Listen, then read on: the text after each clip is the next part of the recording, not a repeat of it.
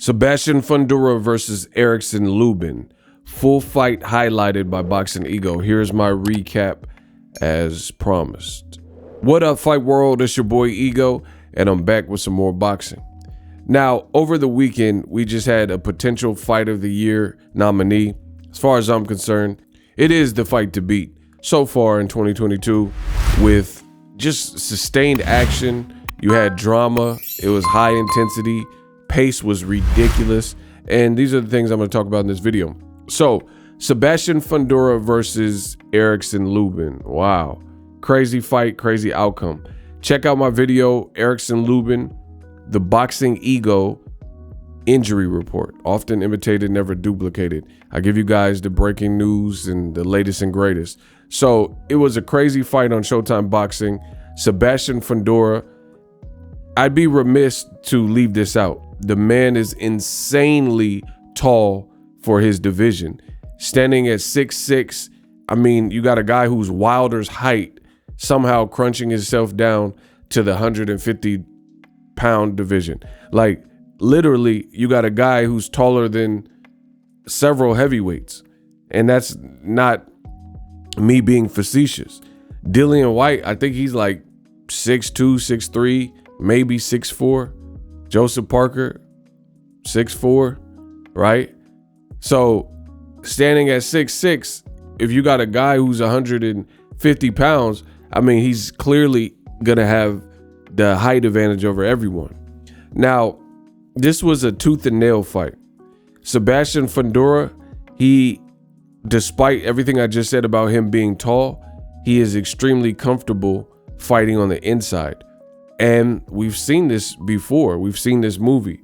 Guys like Robert Easter, guys like Paul the Punisher Williams. These are just recent examples of guys who were pretty tall for their division, but they didn't necessarily fight a tall man's fight. What I mean by a tall man's fight is like the Klitschko's, like Vladimir Klitschko, Vitaly Klitschko.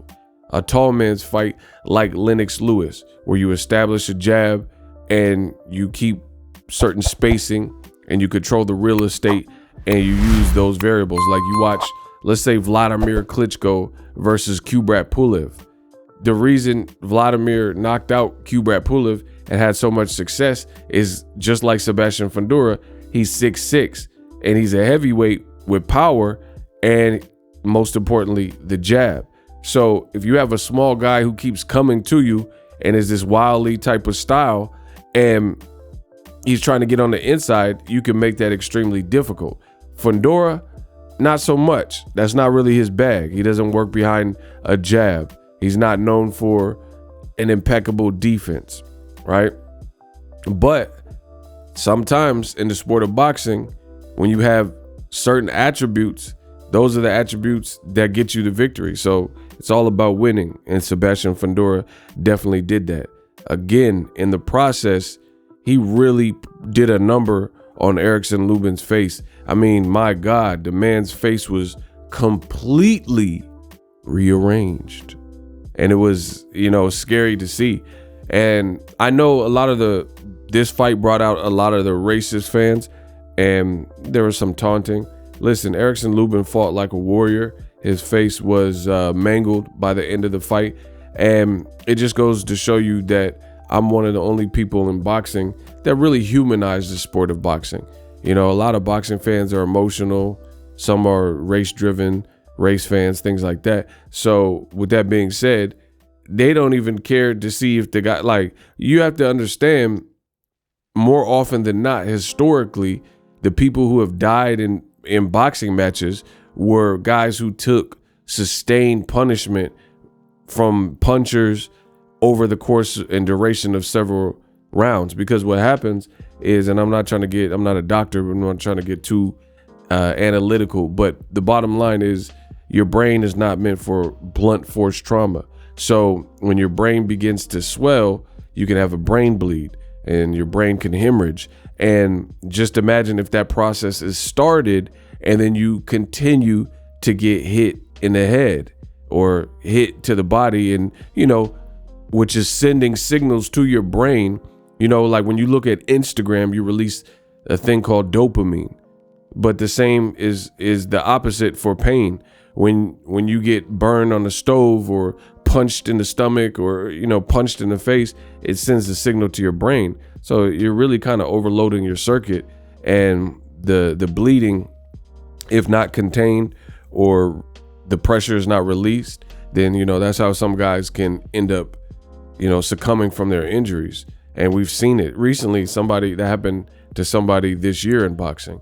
So it's sad to see that boxing fans are petty, and just the internet and social media, they don't check to see that the man checked out the hospital and is okay, and they're already like making jokes and stuff like that. Like, this was a beat, like, you know what I mean? Like, for me, like, Broner Maidana or something like that, okay, ha ha ha, Broner talked a lot of trash, and even though he got beat up, his face didn't look like, Rocky Dennis. So, like, for me, you don't really see me in situations like this without knowing if the fighter's cool, posting memes in situations like this, you know what I'm saying, until maybe after the fact, or, I try to be cognizant of that. But back to the breakdown of the fight. Sebastian Fundora, he did his thing. He won the battle of attrition, and he won it by a country mile. As those rounds went on, Sebastian Fundora piled on the punishment, and it wasn't a flawless performance where there's nothing he did wrong. He drew first blood, dropping Sebastian Fundora dropped Erickson Lubin. I want to say in the second round. Don't quote me on that. But early in the fight, he dropped him out of nowhere. And Erickson Lubin, I don't think he was doing too bad in that particular round.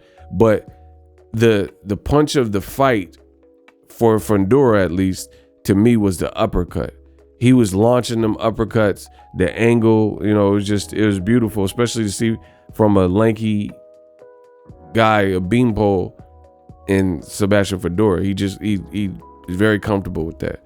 So the uppercuts was really, and you know what they say, the punches you don't see are the ones that hurt the most. So Sebastian Fundora, very effective with the uppercut.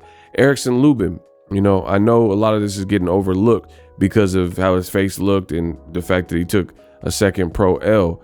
But I want to give Erickson Lubin props. That man showed a lot of heart, and it was almost kind of like the Deontay Wilder Tyson Fury third fight, where when it was looking real bad for Wilder, out of nowhere he badly hurts Tyson Fury, and that's kind of what happened. Is Erickson Lubin's face was breaking away and giving way, and out of nowhere in I want to say the sixth round, my rounds might be off, but the content is still supreme. He dropped Sebastian Fundora. Like, he launched, I think he landed a right, and he continued, and he just jumped up, and you could tell it woke his game up, and he just started springing up and springing to life and letting vicious punches go. And they call him Erickson the Hammer Lubin. There's even videos of Erickson Lubin dropping Edgar Berlanga, who currently fights in a higher weight class. So that was a great moment for Erickson Lubin. But the problem is for Lubin is there was no sustained attack. Like, he didn't build any type of momentum. And the fight started going south for Lubin when Lubin, I feel like psychologically he was giving way. The fact that he couldn't contain this dude, he had fought the wrong game plan in terms of standing in front of him and trading with him instead of trying to box. And then the battle of attrition was won by Sebastian Fundora. That's basically what it was. Sebastian Fundora has a leaky defense. Definitely got to work on it, especially if you want to fight guys like Jermell Charlo. But the pressure burst pipes, and that's exactly what happened. Erickson Lubin, as his face started to give up, and we later found out he had a separated shoulder, and he also had a broken nose. So he must have felt this internally, and I think these were demoralizing injuries.